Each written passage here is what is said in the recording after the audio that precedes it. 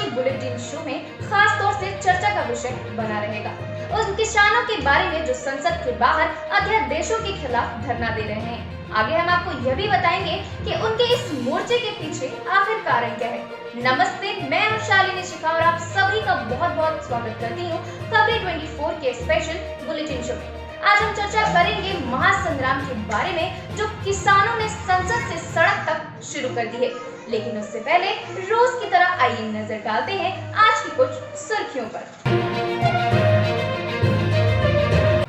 सवालों के घेरे में एक बार फिर आ गई है योगी सरकार। दरअसल रविवार को यूपी सरकार ने एक अधिसूचना जारी कर दी है जो कि विशेष सुरक्षा बल के गठन की अधिसूचना है, जिसमें साफ तौर पर यह लिखा है कि सुरक्षा बलों को किसी भी व्यक्ति को बिना वारंट गिरफ्तार करने, तलाशी लेने और इससे जुड़े हुए कई असीमित अधिकार मिल जाएंगे। देश में कोरोना वायरस ने लिया विकराल रूप। 50 लाख से ऊपर पहुंचा संक्रमितों का आंकड़ा। पिछले 24 घंटे में कुल नए मामले 90,130 सामने आए हैं। 1290 लोगों की मौत हो गई है। सुशांत सिंह राजपूत मामले में ड्रग्स से जुड़ी कड़ी में अब एनसीबी उनकी पूर्व मैनेजर श्रुति मोदी से कर रही है पूछताछ। राजस्थान के चंबल नदी में 30 लोगों से भरी नाव पलटी, 24 सुरक्षित, 6 की मौत। रेल मंत्रालय ने मंगलवार को 20 क्लोन ट्रेनों का ब्यौरा जारी किया। 21 सितंबर से परिचालन होगा शुरू।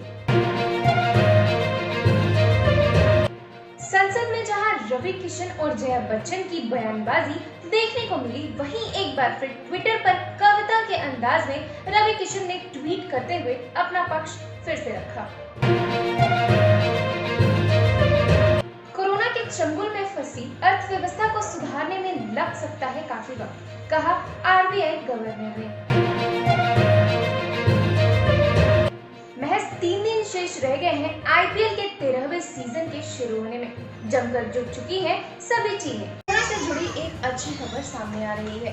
डीसीजीआई यानी भारतीय औषधि महानियंत्रक डॉक्टर वीजी सोमानी ने मंगलवार को सीरम इंस्टीट्यूट ऑफ इंडिया यानी एसआईआई को कोविड-19 वैक्सीन के दूसरे और तीसरे चरण के परीक्षण के लिए हरी झंडी दिखा दी है। बता दें कि एसआईआई भारत में ऑक्सफोर्ड यूनिवर्सिटी के वैक्सीन को ब्रिटेन की एस्ट्राजेनेका के साथ तैयार कर रही है।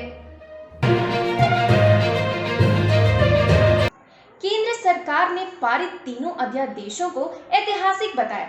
अध्यादेशों को किसानों के लिए फायदेमंद भी बता रही है। सरकार मंडी एक्ट को सीमित करने वाली अध्यादेश मान रहे हैं किसान। आपके मन में सवाल होंगे कि आखिर वो 3 अध्यादेश क्या है जिसको लेकर किसान आपत्ति जता रहे हैं, और बात इतनी बढ़ गई कि वह अब धरना देने को भी तैयार हैं। आइए जानते हैं पहला अध्यादेश, farmers produce trade and commerce ordinance.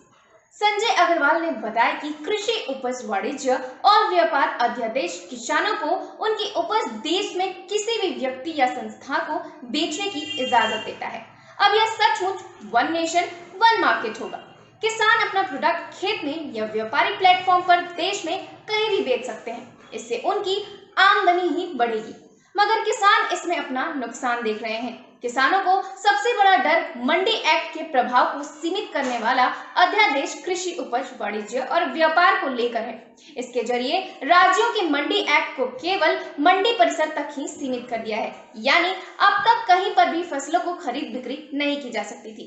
बस फर्क इतना ही होगा कि मंडी में खरीद बिक्री पर मंडी शुल्क लगेगा, जबकि बाहर शुल्क से छूट होगी। केंद्रीय कृषि सचिव संजय अग्रवाल कहते हैं कि यह अनाजों, दलहनों, खाद्य तेल, आलू और प्याज को अनिवार्य वस्तु की सूची से हटाकर खाद्य प्रसंस्करण क्षेत्र को मुक्त कर देगा। यह निजी उद्यमियों को भरोसा और उन्हें इस क्षेत्र में निवेश करने के लिए प्रोत्साहित करता है। इन सभी अध्यादेशों के जरिए सरकार 2022 तक किसानों की आय को दुगना करने का मकसद हासिल कर सकेगी। तो ये है हमारा दूसरा अध्यादेश। आइए बढ़ते हैं तीसरे अध्यादेश की तरफ, farmers agreements on price assurance and farm service ordinance. Sanjay Agarwal कहते हैं कि खेती के समझौते को वक्त की जरूरत है। विशेषकर छोटे और सीमांत किसानों के लिए जो ऊंचे मूल्य की फसलें उगाना चाहते हैं मगर पैदावार का जोखिम उठाते और घाटा सहते हैं। इस अध्यादेश से किसान अपना यह जोखिम कॉर्पोरेट खरीदारों को सौंपकर फायदा कमा सकेगा। मगर राहुल राज इससे उलट बात कहते हैं। उन्होंने कहा कि इसके जरिए कॉन्ट्रैक्ट फार्मिंग को आगे बढ़ाया जाएगा, कंपनियां खेती करेंगी और किसान मजदूर बनकर रह जाएगा, उसकी सुरक्षा की कोई गारंटी नहीं होगी। हाल ही में सरकार ने कॉन्ट्रैक्ट फार्मिंग की गाइडलाइन जारी की है। इसमें कॉन्ट्रैक्ट की भाषा से लेकर कीमत तय करने का फॉर्मूला तक दिया गया है, लेकिन कोई भी फसलों के न्यूनतम समर्थन मूल्य का कोई जिक्र नहीं है, जिस पर किसान नेता सवाल उठा रहे हैं। किसान नेता राहुल राज ने कहा कि इन अध्यादेशों पर अखिल भारतीय स्तर पर किसानों से मशवरा किया जाना चाहिए और जानना चाहिए कि असल में उनकी दिक्कतें कहाँ हैं। अब आगे देखना यह दिलचस्प होगा कि सरकार और किसान के बीच में ये जो मतभेद है वो दूर होगा या और भी बढ़ेगा।